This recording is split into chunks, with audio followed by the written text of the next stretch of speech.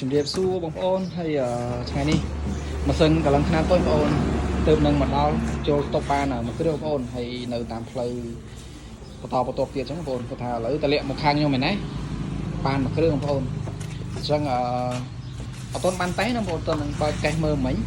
អញ្ចឹងបើសិនជាបងប្អូនដែលគាត់មានតម្រូវការត្រូវការប្រភេទម៉ាស៊ីនកម្លាំងខ្នាតតូចដើម្បីយកទៅសម្រួលការងារបងប្អូនអាចមើលបានអញ្ចឹងបងប្អូនហើយខ្នាតនេះតម្លៃសមរម្យបងប្អូនអញ្ចឹងបើសិនជាបងប្អូនមានតម្រូវការកម្លាំងគ្រឿងមុំ